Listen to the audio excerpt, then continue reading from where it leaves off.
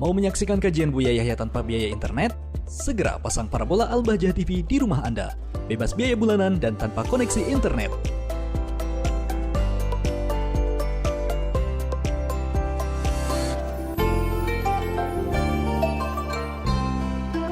Bismillahirrahmanirrahim. Assalamualaikum warahmatullahi wabarakatuh. Assalamualaikum warahmatullahi wabarakatuh. Yang saya hormati dan kami cintai yaitu guru besar kita yaitu Buya Yahya. Sebelumnya perkenalkan, nama saya Haider Bagir dari mahasiswa Politeknik Negeri Bandung. Bandung. Iya. Baik. Gimana?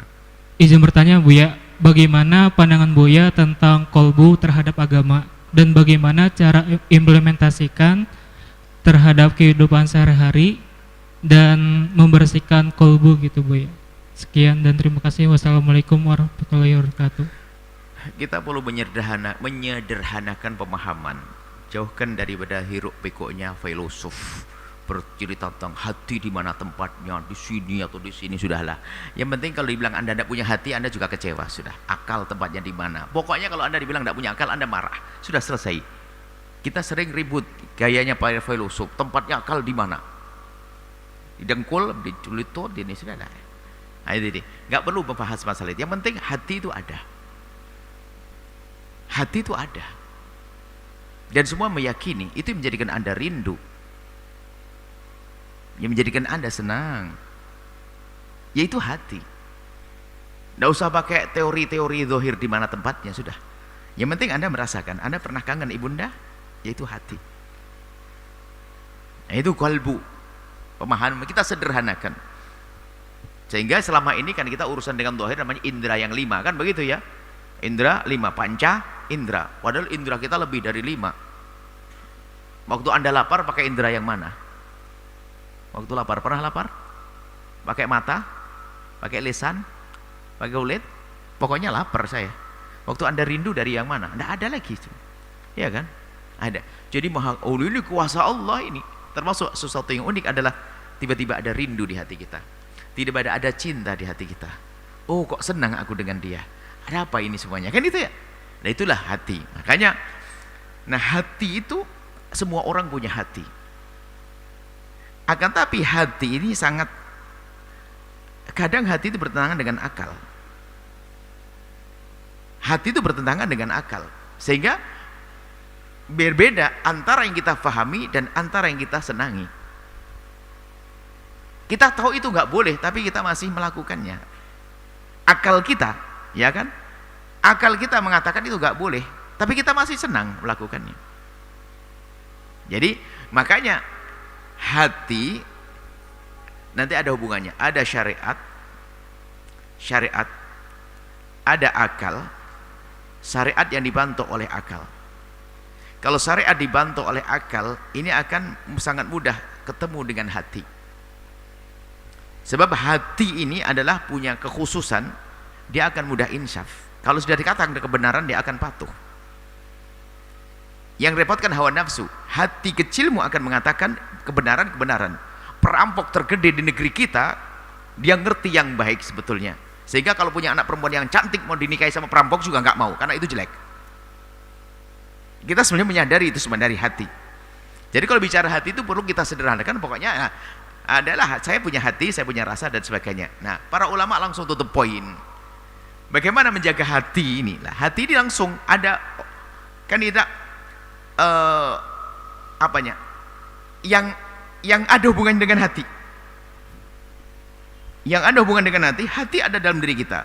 Sebenarnya yang ada hubungan dengan hati ini adalah ada dua, manusia dengan Allah, manusia. Jadi hendaknya kita tata urusan kita dengan sesama manusia. Tidak ada orang dendam sama kucing, dicakar besok juga balik lagi dikasih makan lagi. Tapi kalau sama orang dendam, kurang ajar dia, ya kan? Biasanya. Maka dalam diri kita ini ternyata urusan dengan manusia ini harus kita tata. Makanya kita perlu menjaga hati kita di saat berurusan dengan sesama manusia. Nah, ini alhamdulillah Islam memberikan bimbingan. Gimana urusanmu dengan manusia harus kamu jaga. agar kamu tidak capek hidupmu dengan dendam, agar tidak capek hidupmu dengan dengki. Itu kan agar tidak capek hidupmu dengan kesombongan. Nah inilah yang ditata hati. Jadi hati, akalnya suruh mikir. Begini loh ya, ada orang melihat tetangganya kaya, seneng, alhamdulillah, keren kaya. Ada atau tidak? Ada. Enak dia, nggak usah cari duit, ikut seneng dia. Tetangganya beli mobil, seneng. Ya Allah, beli mobil, solarnya harum, bau orang kampung. Hatinya bersih. Loh, ini yang punya akal suruh berpikir. Ini ada orang dengar tetangganya beli motor, mobil, dia seneng. Tapi yang sebelah itu ngelihat tetangganya beli motor, mobil, kok sakit hati. Ih, kenapa? Paling korupsi dia. Kan begitu, korupsi dia. Loh, jadi yang jadi masalah apa? Hatinya ini rusak. Sebetulnya kalau dia berpikir, kalau orang lain, kalau di orang luar, kalau orang-orang sudah kena kejangkit dengki nggak bisa berpikir lagi karena sudah dikuasai gitu.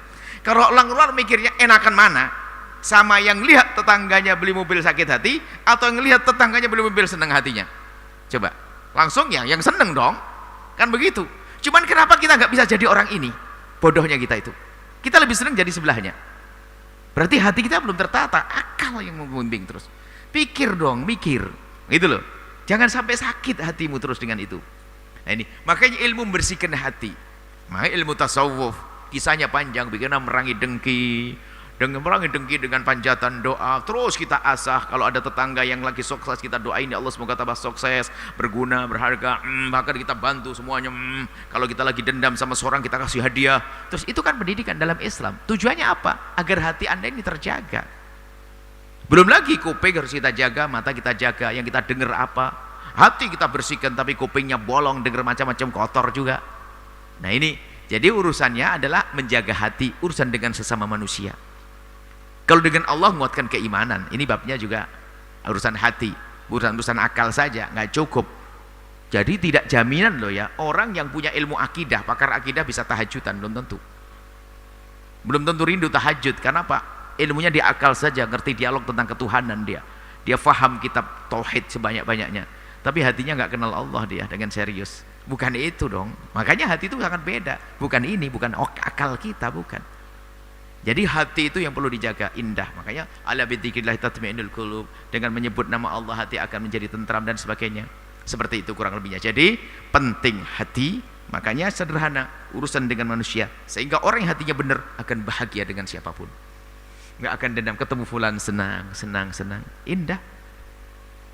Apalagi dengan istri yang melahirkan 5 anaknya, saudara anak bapaknya, sebab di sana ada orang dungu sama istrinya berantem, ada orang dungu sama saudaranya musuhan. Lah ini kan kotor hatinya, rusak hatinya. Itu loh yang dimaksud kalau tanya agama tuh ngurusi hati, sisi itu. Gimana kita dengan saudara kita nggak rebutan waris, bahkan kita malah mudah berbagi?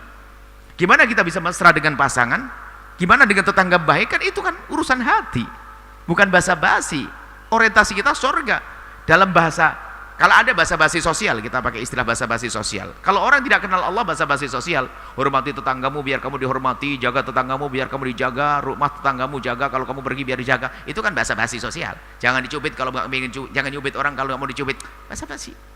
Kalau kita tidak, karena Allah, urusannya dengan hati lagi. Seperti itu sederhananya, jaga hati Anda urusan dengan manusia. Makanya segala sesuatu yang merusak hati Anda harus Anda pangkas.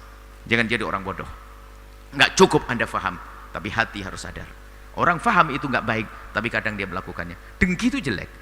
Lihat, orang pelit itu juga nggak seneng loh sama orang pelit. Orang sombong juga nggak seneng sama orang sombong. Tapi kenapa dia masih sombong? Rusak dia.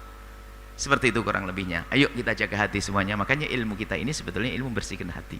Nggak ada ujung-ujung. Terus membersihkan hati sampai kita subhanallah hidup kita dengan cinta, nggak ada dendam, mudah berbagi, nggak ada saling merendahkan, sehingga dikatakan oleh para ahli orang yang sudah sampai pada maqam ini di dunia seperti di surga. Belum masuk surga sudah kayak di surga. No problem. Allah a'lam bishawab. Sahabat Al-Bahjah TV, setelah menyaksikan video ini, jangan lupa bersolawat kepada baginda Nabi Muhammad. Shollu ala Nabi Muhammad. Allahumma sholli alaihi wa ala alihi wa sahbihi.